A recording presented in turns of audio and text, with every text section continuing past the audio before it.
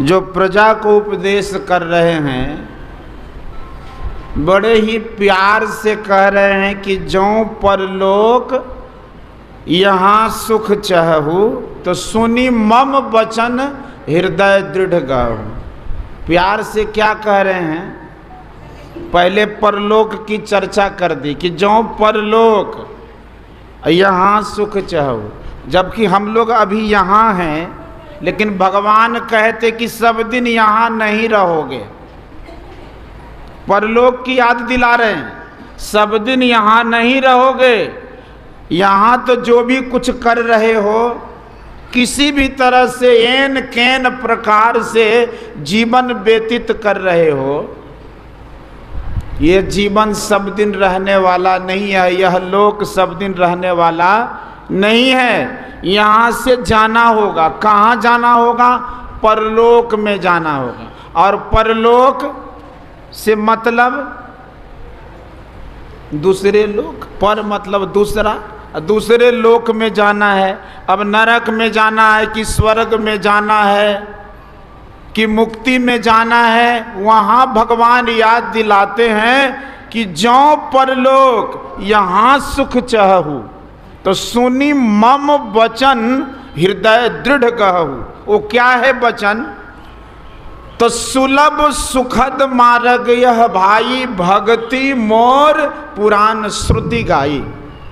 जो पुराणों में और वेदों में जो हमारी भक्ति कही गई है, गाई गई है, जिस भक्ति की चर्चा है, वह भक्ति समझ कर करो।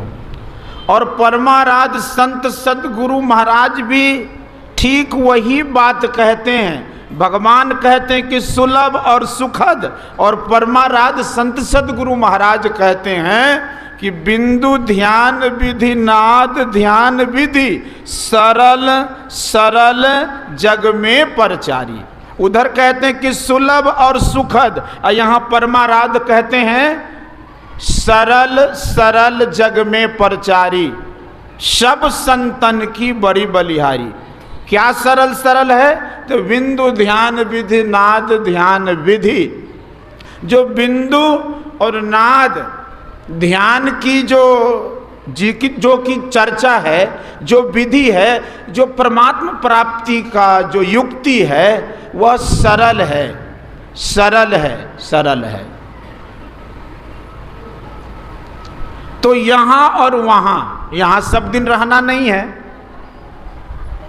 जाना है, निश्चित जाना है। क्योंकि यहाँ आके रहे न कोई, जो बड़े सुल्तान थे जा मिलाए खाक में। यहाँ सब दिन रहने का नहीं है, जाना है।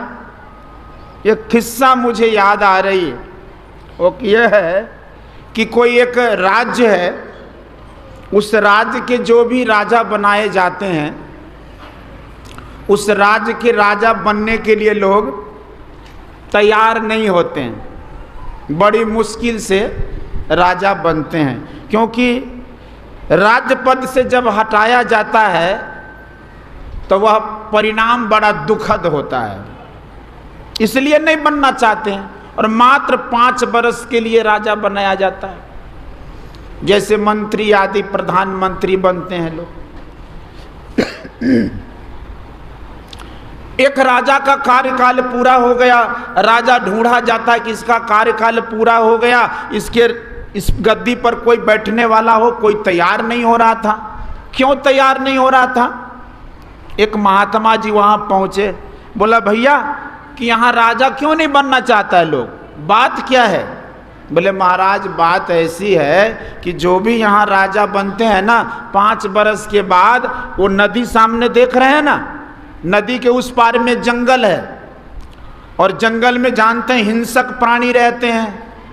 राजा को 5 वर्ष के बाद जाके उस जंगल में लोग छोड़ देते हैं, और जंगल के हिंसक प्राणी उसको राम नाम सत्य कर देता है। बोले भैया ये बात बताओ, जब तक राजा राजगद्दी पर बैठता है तब तक उसकी बात लोग मानता है कि नहीं मानता? बोले हाँ महाराज, जो भी आदेश करिएगा सब मानता है। बोले मुझे बना दो, मैं बनता हूँ। बन गया।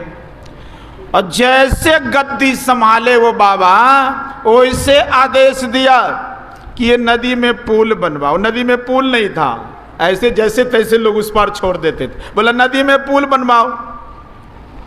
नदी में पुल बनवाना शुरू कर दिया, और उस पार में जो घनघोर जंगल था उसको सफाई करने लगा, और बढ़िया बढ़िया इस राजभवन से भी बढ़ के उसमें बढ़िया बढ़िया घर मकान बनवा दिया। आदमी के रहने के लिए रोड, बिजली, बत्ती, पानी की व्यवस्था सब। 5 बरस पूरा हुआ।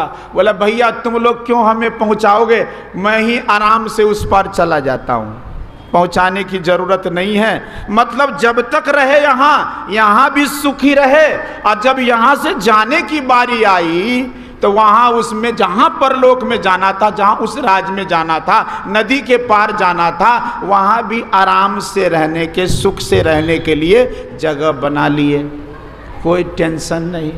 भगवान कहते हैं कि यहाँ सुखी, और परलोक में अगर सुख से रहना चाहते हो तो मेरी जो भक्ति है, जो पुराणों में, जो वेदों में लिखी हुई है भक्ति, वह भक्ति करो। क्या भक्ति करो? भगवान राम आगे चलते चलते चलते सबरी मैया को उपदेश दिए हैं 9 प्रकार की भक्ति। वही भक्ति शुरू कर दीजिए। जो कहाँ ढूंढिएगा कि भक्ति करनी है, तो क्या भक्ति करेंगे? वही सब भक्ति शुरू कर दीजिए। प्रथम भगति संतन कर संगा, दूसर रति मम कथा प्रसंगा, गुरुपद पंकज सेवा, तीसरी भक्ति अमान, चौथी भगति मम गुण गना, करय कपट तजि गान, मंत्र जाप मम दृढ़ विश्वासा, पंचम भजन सुवेद प्रकाश आदि। यही सब जो भक्ति है ना, यही भक्ति क्रम से जब हम करेंगे यहाँ रह के, इस संसार में रह के, तो निश्चित रूप से ऐसी भक्ति करने वाले को परलोक भी सुखद होगा, आराम से रहने के लिए होगा। बोलिए श्री सद्गुरु।